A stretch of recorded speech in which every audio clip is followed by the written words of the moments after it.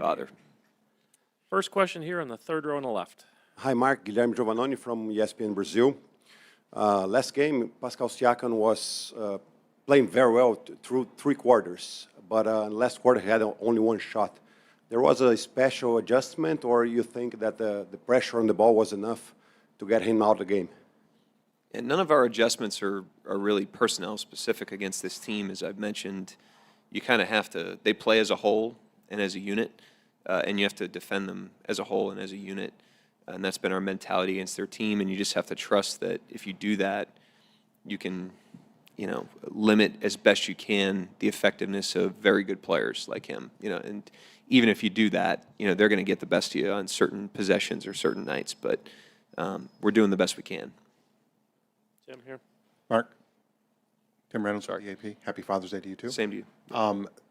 When you're in the throes of it, like Indiana has the great finish in Game 1. You guys have the great finish in Game 4. Games 2 and 3 kind of went decidedly kind of one way in a lot of ways. It's been a really good 4 games, a lot of back and forth. When you're in it, can you appreciate that at all? Do you take even a second to say this has been a pretty good first 4 games?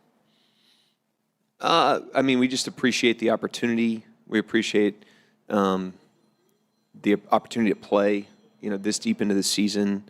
If you're playing this deep into the season, your opponent is going to be really good. They've won 12 games to get to this point, just like we have. You just know it's going to be an unbelievable level. And there's definitely times in it where it's like, man, this is high, high level. And I've definitely felt that not only in this series, but in multiple series. But we're also trying to make the next best decision, win the next possession. So we're zoomed in on that as well. Joe? Warren, The Athletic. Happy Father's Day to you as well. Yep, same to you. You talked after Game 4 about the lineup change, and you said you wanted to get Isaiah more minutes. So I guess I have 2 questions about this.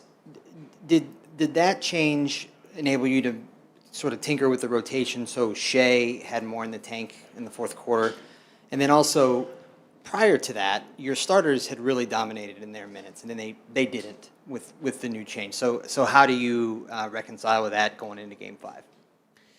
Well, every game's different, first of all. But what I'd say is, the initial thought kind of had its desired effect, to your point, in terms of the starts we were able to get off of. But your starting lineup also is the first rotation decision you're making and has domino effects to the rest of your rotation. And I thought, in that game, we benefited from starting the rotation that way, even though to start the game, they were really, we gave up 20 points in the first 5 minutes, which isn't ideal. So it's a little bit of both, but we just thought it gave us the best chance to win Game 4 after looking back at the first 3 games. But every game's different. Like we've done that after wins, after losses throughout these series. We move things around pretty quickly to try to stay unpredictable and also to try to, scrape for every advantage we can, in what turns out to be close games. Dan, third row on the right. Dan Devine, Yahoo Sports. Kind of along those lines, I think before 2 games ago, Alex had only gone 30-plus minutes twice the whole season. Both of the last 2 games, 30-plus minutes. I know you've talked about kind of needing to keep the governor on him a little bit, maybe even to protect him from himself sometimes. How do you balance that preservation versus kind of going for the kill with his minutes this time of year? Yeah, I haven't talked about being conservative with him at all this time of year. I think this is the time you got to do everything you can to try to win the games, and pull out all the stops. So that's been the mentality. He's been great. The extra rest in the finals for all of the players is a consideration. You get a lot of rest in between these games, which has its advantages and disadvantages. But one of the advantages is the ability for everybody to recover and be as fresh as possible going into the game. Joel? Joel Lorenzi, the Oklahoman.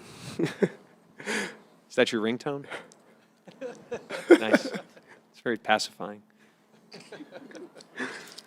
Mark, what have you seen from, I know you talked about Chet's temperament and sort of how he draws on performances that maybe he's not very fond of. What have you seen from both him and Jalen this postseason after games that maybe they're not very okay with in their eyes? Same as always. I mean, they're unbelievable competitors. They grow through their experiences. They just take a great approach to being growing players on a big stage, playing in the best basketball you can imagine. And I think, zooming out from just them, I mean, these playoff series, at no point during the regular season do you play a great team 4 straight times, with the ability for that team to lock in on tendencies and change tactics and all the things that happen in a playoff series. And so as a result of that, you're just going to get pushed to the limit, in these series. When you play a really, really good team, a great team over and over and over again, your opponent gets pushed to the limit by you in the same way.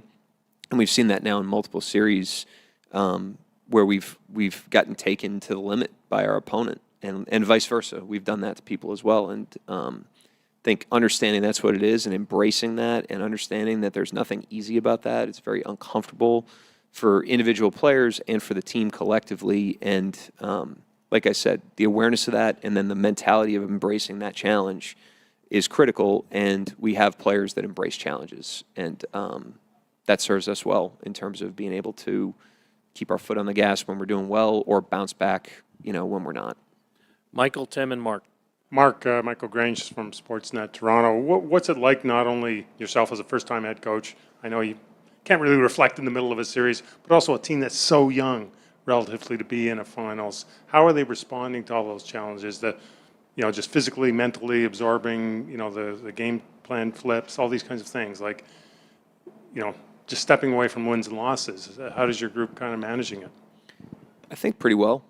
I think it's challenging. It is our first time going through it, so there's new experiences that we're going through. But I think our default approach serves us well when we're in new situations and things like that. But it's challenging. We're playing against a great team that's pushing us to the limit.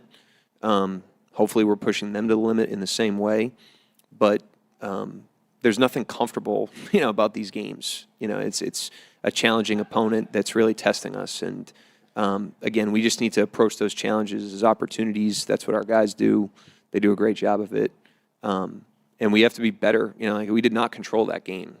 We won it, fortunately, but we did not control that game. And so we have to almost approach this like a loss, in terms of really needing to look in the mirror and make some critical adjustments if we want to give ourselves a better chance to control Game 5 and not just hope to win it.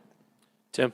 McMahon, ESPN. How have you seen Dub's game and impact evolve in the few years that you've had him all around, and specifically as a guy who you can say, hey, you're running point, you're a primary initiator and take pressure off of Shea? Yeah, I mean, when he started with us, and this has been our approach with most players, it's not like we just hand them the ball. We put them in the system first, and the guys that are really efficient in the system, they end up banging the door down, and they kind of show you that they need more. And he was in that category.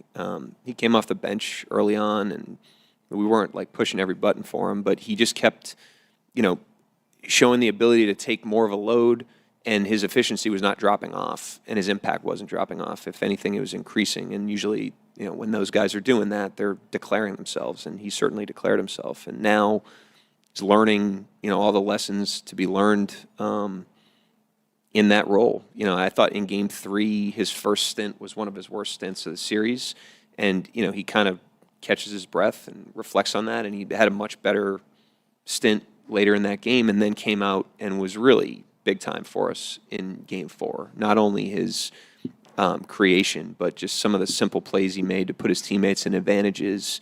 As much as Shea, kind of closed the game, I thought he really kept us afloat in a lot of different periods of that game. And but I mean, he's still a third-year player. He's still learning. He's still growing.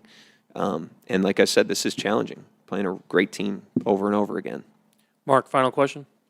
Coach Mark Spears, ESPN's Landscape. Happy Father's Day. I want to ask you about Coach Mac's presence in the hallway. Been there since the New Orleans Hornets were playing here. And also, I don't know if he was kind of pretty decorated women's basketball coach, high school coach here. I don't know if he ever talked about coaching and knew about that background, but just his presence and then also him as a coach. Yeah, he'll pop me with some advice from time to time, and I take note.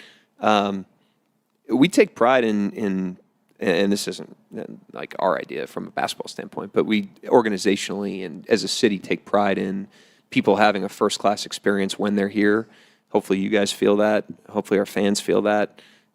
We want the other teams to feel like that. We want this to be a great basketball environment and a great basketball experience for anybody that's here, whether they play for us or not. And he's in the visiting team section there, and I think he's a small contributor to that, in the most subtle ways. I mean, he's a great guy to interact with. I think he treats everybody with respect and dignity, and I think everybody, in that crew, they help create a great environment to have great fans. We have great fans, and they support that in their own ways. So it's not only him, but he's a great presence. I love hanging with him. Thank you, Coach. Yep.